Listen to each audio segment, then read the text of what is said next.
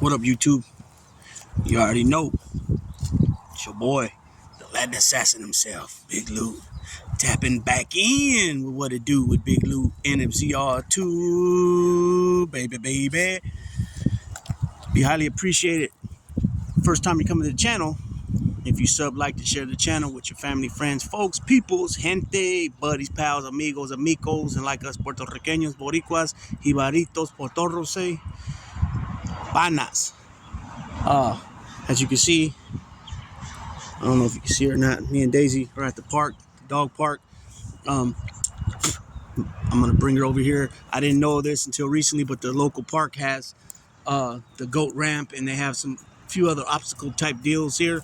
So using the flirt pole, yesterday was the first time that I was able to, well, not able, but the first, because I didn't know about it. But I used the flirt pole 4 times. I ran her up the ramp. The first and third time she did pretty good. The second and fourth time going up, she did well. Coming down, she didn't do as good. She was more hesitant. But like I said, and I learned this from another channel, it's about progress, not perfection. So progression, not perfection. So I also learned this from Iron Sharp K9, and also from Jamarcus from Fit Bully TV. So go check them out. You know, is that when your dog does something well, or does it correctly, whatever you're asking of them, roughly 3 times they do it correctly, stop. You know what I mean? And also give them an attaboy or attagirl, you know, and give her a treat, him or her a treat as well. That way they know that they did well and they're being rewarded for it. So that way the next time they remember that they were rewarded and they'll want to please. You know what I'm saying? So anyway, she did it 4 times. That was good enough for me. So slowly but surely I will be introducing her to doing more of those type of things, and then also this getting around other dogs and hearing different noises. Like yesterday when so they have the water fountain over here where you can, you know, they got the high one for the person to drink out of, but they dismantled all those since the COVID stuff. The drinking for people, they're no longer in use, but the low one for the dogs to drink out of is still working, but the button is up top. So when I let the button go, it kind of made a little noise and she jumped, you know what I mean? She got a little startled from that. So I want her to get used to hearing sirens and people talking loud and screaming and yelling like the kids, you know, at the park, or when the parks that are close by schools, when they're getting out, so they hear all that, the movement, and nothing tends to frighten them. You know what I mean? That's very important. So as soon as you get your dog, not only that, but you got to also keep in mind that just because you have your dog, your puppy, doesn't mean it's safe to take them out. I would recommend that you do not take your dogs out until they get their 3 rounds of parvo shots. So I think it's either a 7-1 or it might even be a 9-1 by now, because keep in mind, peoples, I haven't had dogs in some years now, and things, you know, as with everything else, everything evolves and becomes better, right? So I don't know now. I know it's called Spectrum. I don't know if they're offering like a 10-1, a 13-1 now. I don't know where they're at as far as the development of the shots, but last I remember it was a 7-1, and I think they end up going up to like a 9-1. But anyways, the brand is Spectrum for breeders. They buy it from the feed store, and they give the dog, their pups, their shots on their own. So basically what it is it's 3 rounds. So you give your pup the first one. I would probably say it's probably 6 weeks old, 5 to 8 weeks old, the first one. And then in between rounds, 4 to 6 weeks, you wait for the second round. And then 4 to 6 weeks again for the third round and the final round. And then after that, then you give them one once per year. And then the rabies, same thing. I think that the pup has to be at least 4 months old before you can give the rabies shot. And then you need that rabies shot, though, in order to get your dog licensed and licensed with the city or the county that you live in, so you can get your tag, you know, registered to that dog, your name and all that. You have to have the rabies shot in order to do that. And then some places, too, you have to have the rabies shot and show proof of it before they'll do any type of grooming or anything like that, too, to your dog. So it's very important. The rabies shot is very important. So I'm going to be dropping some other videos. This one is going to be a reaction video to what I seen a video by BGK, which stands for Big Gemini Kennels. He does a story time thing on there, and he's been breeding dogs, I want to say, for like somewhere between 15 and 20 years. He's got some well-known dogs out there. The Rock, BGK's The Rock, BGK's Cujo.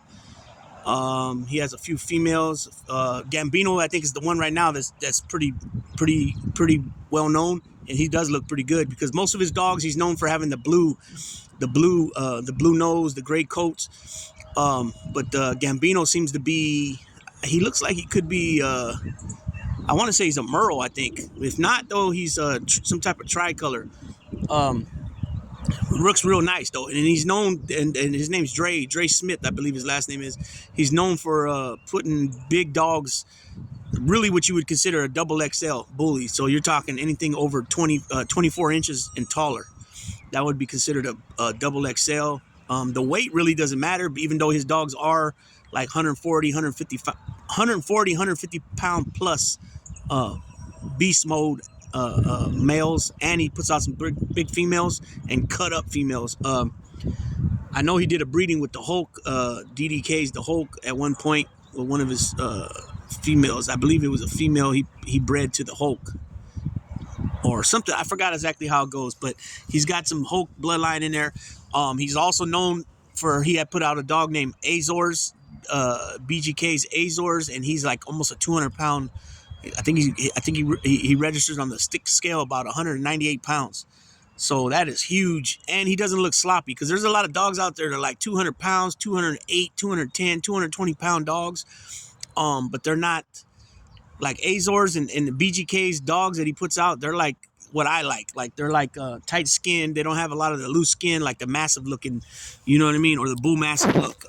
Because as anybody knows, if you don't know, then I'm gonna let you know now that these bullies, American bullies, are not, this is a newer breed, right? They've been around. They can't exactly pinpoint exactly, but you always, when you look up literature, it's always between 1980s and 1990s. Hey, what are you eating? Come here. And so anyways, you got so many different size bullies, right? You got the XLs, which I like. That's what I like, right? Basically like a gigantic pit bull, which are, everything's by measurements, the height. So the ones I like are, for a male is 20 to 23 inches, and the female is like 19 to 22 inches, something like that. And if they're gonna be bigger than that, I like big ones, but I like them. They have to be tight, like not so much the hanging skin, like a bull massive, like a massive bull massive, like a Neapolitan massive. More tight skinned, more not pushed in face, but a shorter muzzle. I like those, like how Daisy has. And so those are the ones I'm into. But I do like standards too. Standards are cool.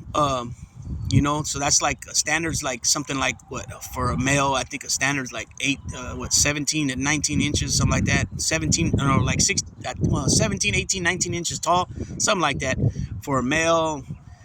And that's when you're knocking on the door of XLs, you know what I mean? But, a lot of times you can see some of these standards that, they weigh 80, 90 pounds, but they're standards. They're not XLs because they're height. Or you'll see a pocket bully 70, 80 pounds, but they're a pocket because they're height. You know what I'm saying? That's how they determine. But you got so the ones that I really look at are obviously XLs, because that's what I have, and then a standard, and then the classic and the standard are pretty much the same height. It's just the difference is the standards are usually more thicker than the classics. The classics are more like the traditional American Pit Bull Terriers and American Staffordshire Terriers. They're the working dog, the original Pit Bull, so to speak, Pit Bull, the original size. You know what I mean? The male's like 50 to 60 pounds, and the female's like 45 to 55 pounds. That's a Pit Bull. You know what I'm saying? These dogs here, excuse me, people will call them Pit Bulls, but they're not Pit Bulls. They're American bullies, and they're mixed. Like it takes, in order to get an XL, it takes, not only either the American Pit Bull Terrier or the Staffordshire Terrier, but it takes, these other dogs, these bigger dogs, like I just mentioned, American Bulldog, Bull Massive, Borbell. I'm not sure how to pronounce that name correctly. Borbell, Cane Corso, Pressa. There's a lot of different dogs it takes to make a American Bully XL. You know what I mean? So I got an email the other day, I think it was yesterday, from Embark, and they're telling me that they're working on it right now. Her swab is in the lab, and they're working on it. So They're pretty good at Embark with keeping you up to date of what's going on. They let me know when they got it.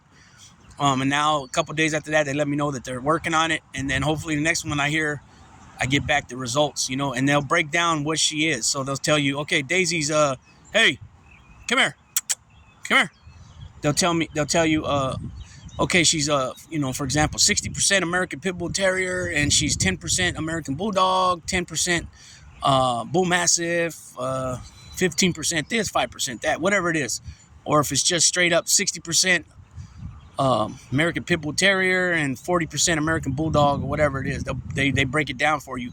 But the difference is that when it's an XL, like I just mentioned, what the breeds that are involved with that XL compared to like a micro, or even smaller, they use different breeds to come out with those dogs. You know what I mean? They use French Bulldogs, Boston Terriers, I imagine, Old English, the smaller ones, because you got 3 different Bulldogs. Well, there's more than that, but you got the Old English Bulldog. You got the Old English Bulldog, which are the short, stocky ones, the real short ones, right?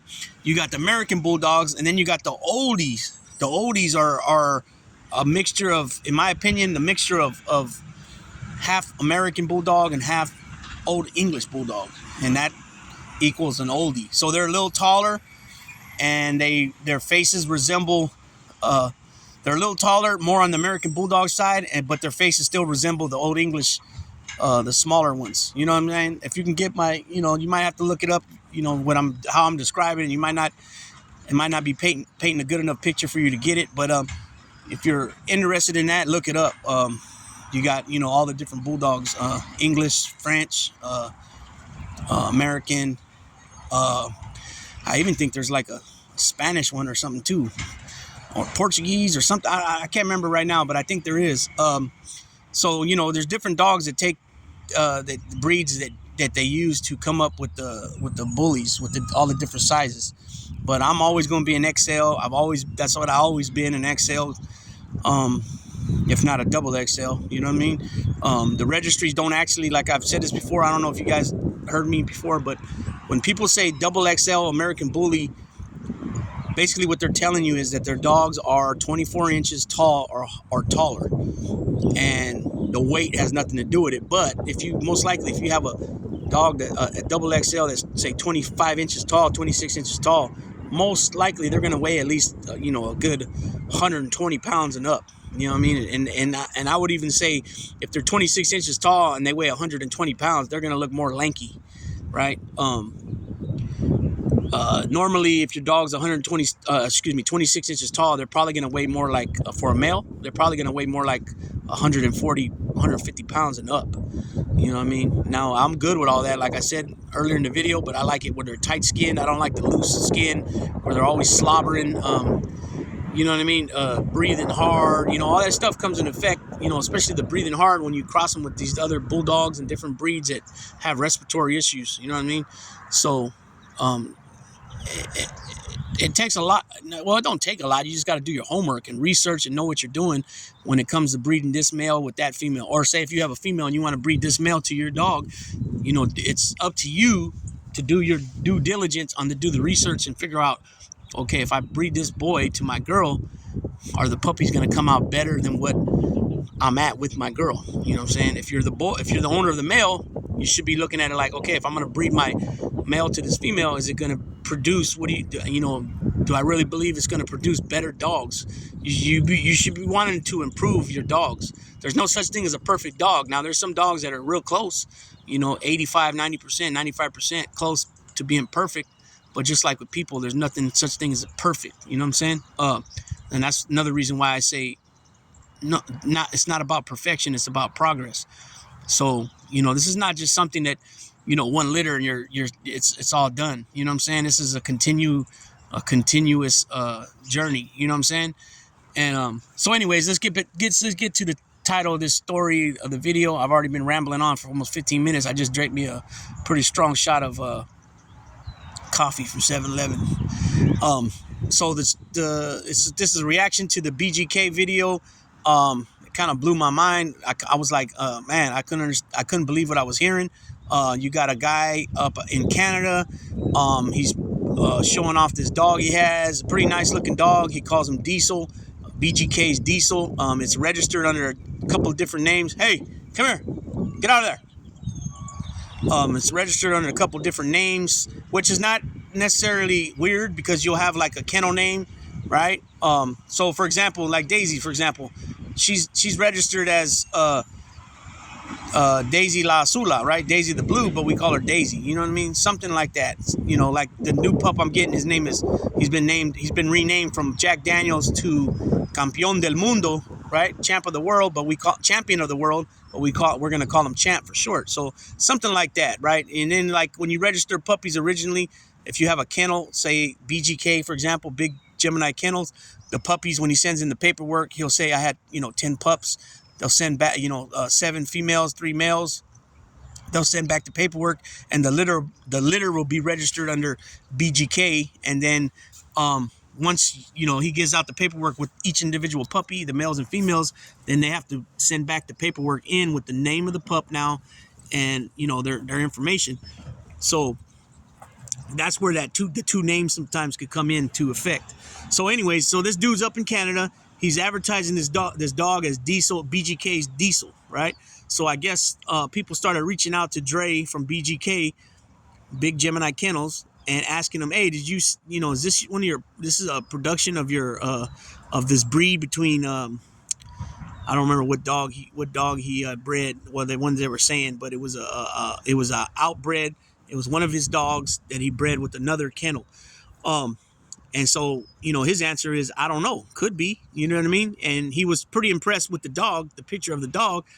But then he said he started looking into it loosely, not really like, it wasn't a priority for him to find out, and then he said that from his records, he couldn't find nothing.